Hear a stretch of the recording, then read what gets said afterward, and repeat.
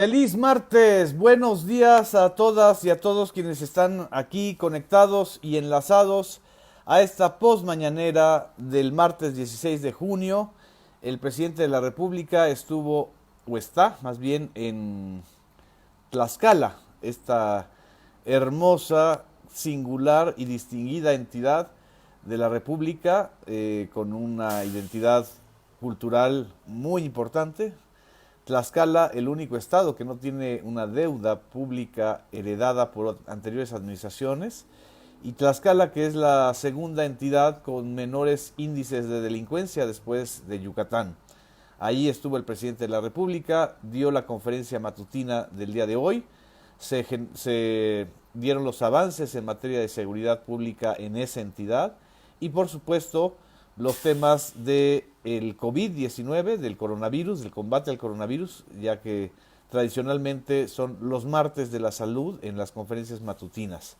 Pero el día de hoy hubo dos pronunciamientos muy importantes del presidente en relación con el programa Sembrando Vida, un programa que él mismo comentó que son 26,000 millones de pesos de inversión pública y que pretende generar trabajo a 400,000 sembradores del campo. Y el otro tema importante, y creo que es la nota del día de hoy, que se anunció que la próxima semana se presentará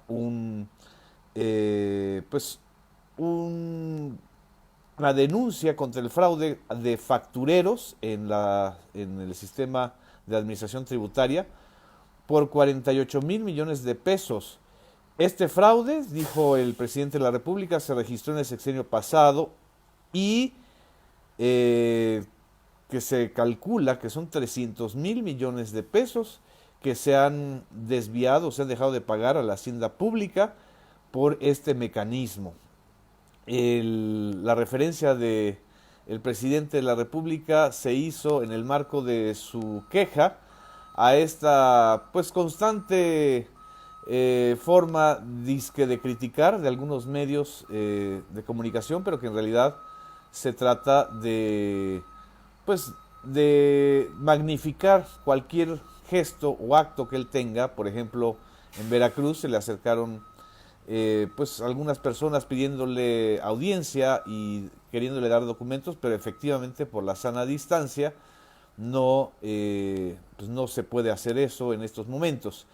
Pero bueno, eso es parte muy sintetizado de lo que la conferencia matutina del día de hoy mencionó el presidente de la República, y aprovecho ahora para mandarle saludos a quienes están sumando: a Erika Castillo, a Norma Zambrano, a Arturo Alejo, a Héctor Mondragón, que nos está mandando saludos desde Xochimilco, a Luis Vicente Santana desde la Ciudad de México, a Arturo García desde Saltillo, Coahuila, desde San Luis Potosí, María del Socorro Huerta Salmerón, muchas gracias, Socorro Gómez, a Irma Ramírez, gracias a ti, Arturo Alejo también, le mando un saludo muy fuerte, a Luis Vicente Santana, que me dice que salude a Anastasia y a Tomás. Aquí están las dos, aquí pendientes de nuestra posmañanera. Pablo Miguel Bravo, Netflix dice: nos pasó a los clientes el impuesto que debe pagar la empresa. Ese es un tema, el impuesto a las OTTs, es decir, a las over the top, es de la televisión online. Mara Lepe, muchas gracias. Verónica Villarrutia, gracias a ti. Carlos Daneri, desde Guadalajara. Mareli nos está mandando saludos desde Mérida. Marisol Martínez, desde Tijuana. Alejandro Vejines, desde Guadalajara, igual que Héctor González. Muy afectuosos saludos también para ti, Héctor. Azucena Delgado, te saludo, te mando un abrazo. A Vicky Virginia Galindo, muchas gracias. A Samuel Villalobos desde Ciudad Neza, muchas gracias por estar aquí sintonizando. A Cuauhtémoc Guillén Canché: ¿es posible ese nuevo pacto fiscal entre gobernadores? No es un pacto fiscal, más bien es crear un nuevo pacto fiscal de la federación con ellos. Creo que en el fondo lo que hay es un asunto de regateo de dinero y de la fórmula para el reparto de ese dinero. En esta situación, la gran mayoría de los estados y de las entidades públicas pues están en una escasez de recursos. Es uno de los efectos terribles del coronavirus, igual que está sucediendo con empresas y compañías privadas. Leopoldo Lezama, muchas gracias. A Norma Lilia González, a Alex Volta, buen día. A Jesús Maldonado desde Chihuahua. Ánimo, vamos por las inversiones nacionales, nos dice. Mari Carmen Méndez, gracias.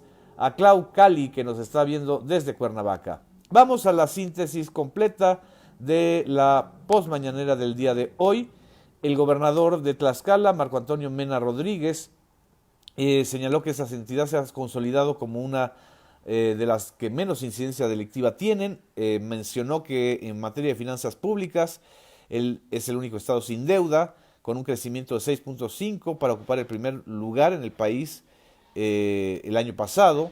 El subsecretario de Salud Pública, el doctor Hugo López-Gatell, dio el informe pues tradicional sobre el avance o la situación de el coronavirus en México. Presentó el mismo mapa que presentó hace unos días, así ayer precisamente, en la conferencia vespertina.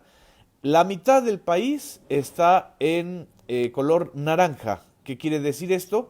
Que ya hay cierta pues posibilidad de apertura gradual y porcentualmente menor al total de algunos sectores que podrían estar en posibilidad de reactivar con las medidas ya especificadas de sana distancia, de sanitización y de protección a los trabajadores.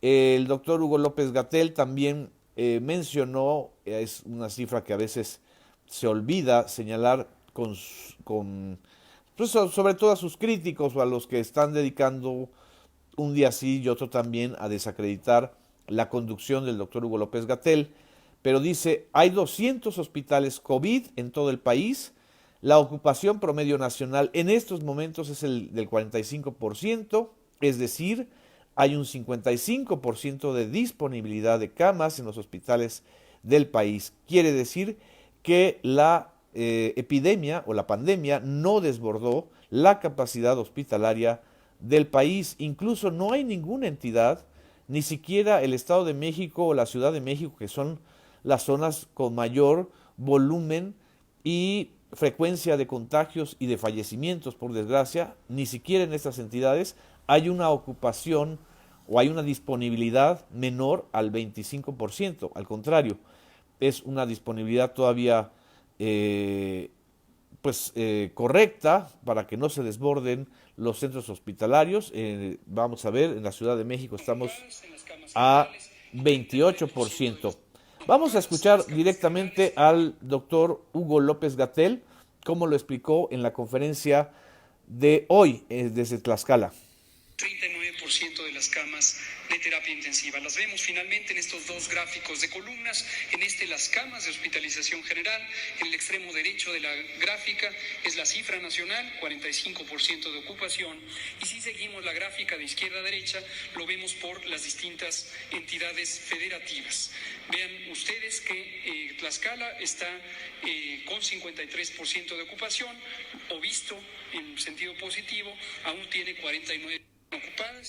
Es decir, hay un 55% de disponibilidad promedio en las instituciones de salud del país.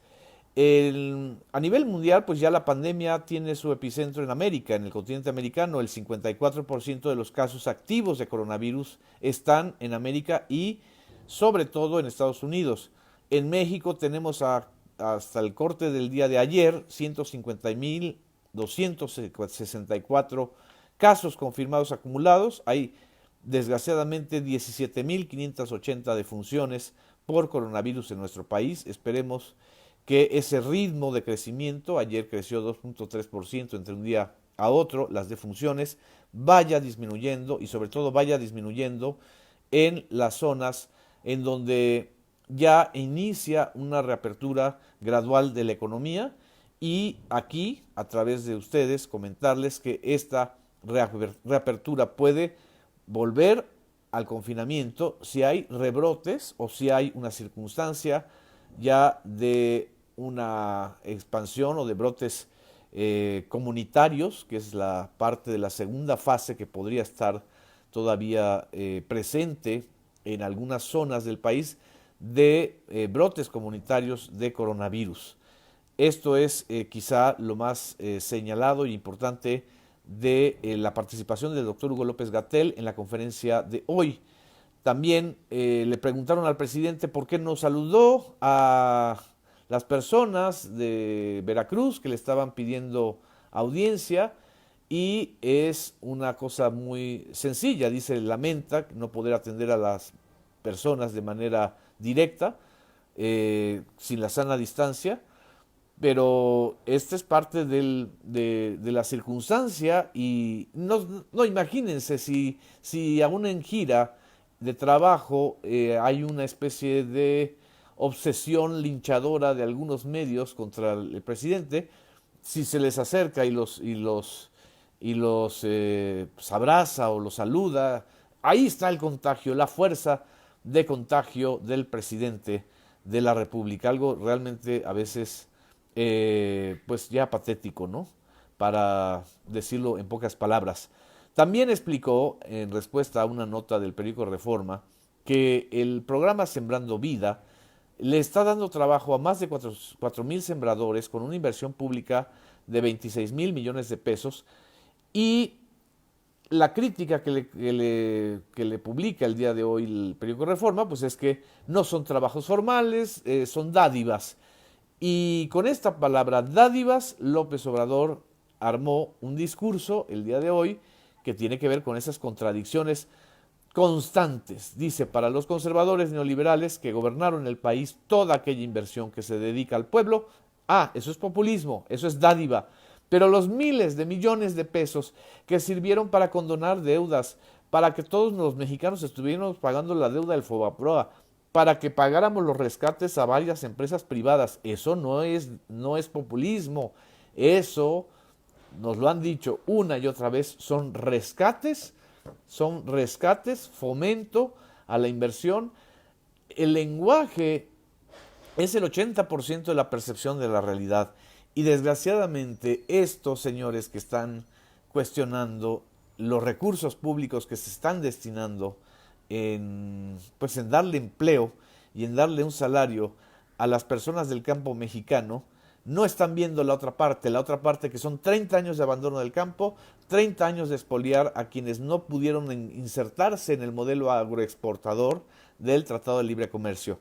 Pero bueno, es mejor que escuchemos directamente cómo lo planteó el presidente López Obrador. Los conservadores neoliberales que dominaron México en los últimos tiempos, todo lo que se le destina al pueblo es populismo, es paternalismo, son dádivas. Lo que le destinaban a los de arriba cuando ellos estaban en el gobierno, el FOAPROA, el convertir las deudas privadas de unos cuantos en deuda pública, el que no pagaran impuestos las grandes corporaciones empresariales, eso le llaman fomento. Por supuesto, todo eso no fue corrupción, pero pues lo dijo muy claro, hay casos de corrupción de grandes empresas y de grandes inversionistas que tienen que ver con el tema de la facturación falsa. La red de factureros que ha mencionado en algunos momentos la titular del SAT, la maestra Raquel Buenrostro, pues ya dio pistas claras. Dice que se calcula que a través de este mecanismo se fugaron de la hacienda pública 300,000 millones de pesos. 300,000 millones de pesos tan solo en los 2 sexenios anteriores. Y esta primera denuncia abarca alrededor de la cuarta parte, 48,000 millones de pesos. Sexta parte, de hecho. Es decir, de eso no dicen nada, por supuesto, los grandes medios de comunicación que están un día sí, otro también, cuestionando cualquier acción del presidente de la República o cualquier acción del gobierno. ¿Por qué?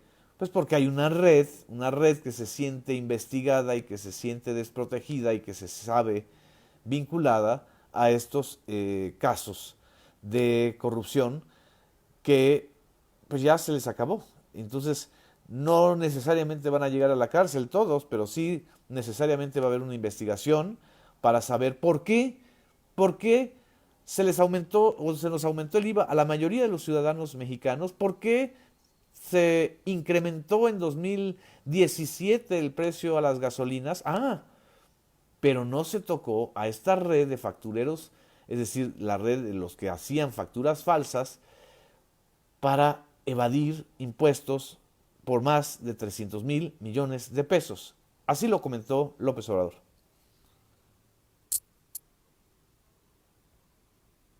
¿En ese fraude están coludidos autoridades de Hacienda? Claro que sí. ¿Del gobierno pasado? Sí, y del otro. Y políticos. Entonces, vamos a presentar denuncias penales para estos personajes encargados de promover este sistema de facturación falsa que se extendió. Se calcula que se fugaban alrededor de 300,000 millones de pesos. Ahí está, vamos a presentar denuncias contra esta red de facturas falsas y alrededor de 300,000 millones de pesos se desviaron por esta vía y específicamente señaló que la denuncia, al menos de la próxima semana, sería por un fraude o un presunto fraude por 48,000 millones de pesos. También le preguntan sobre esta idea o esta nota que dio a conocer el portal Quinto Elemento Lab en una investigación dirigida por el periodista Ignacio Rodríguez Reina, que dice que antes de entregar el gobierno, el sexenio de Enrique Peña Nieto ordenó descongelar en junio de 2018, un mes antes de las elecciones, las cuentas a los principales capos del narcotráfico en la unidad de inteligencia financiera que antes ocupaba Basbás.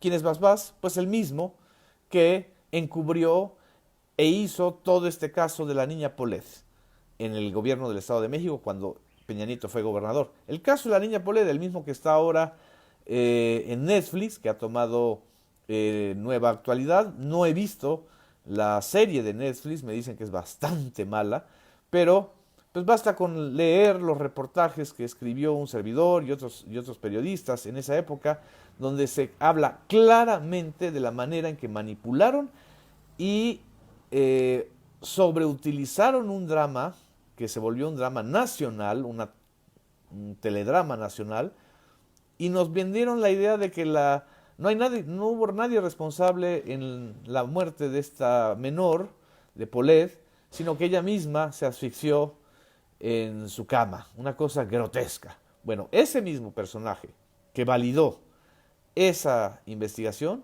era el que estaba encabezando la unidad de inteligencia financiera en el sexenio y en la última parte del sexenio de Enrique Peña Nieto. Ese mismo protector de asesinos de niños, o de un niño por lo menos, o de una niña, es el mismo que a final de cuentas cobijó las cuentas de los grandes capos del narcotráfico, según la investigación de Nacho Rodríguez Reina en Quinto Elemento Lab.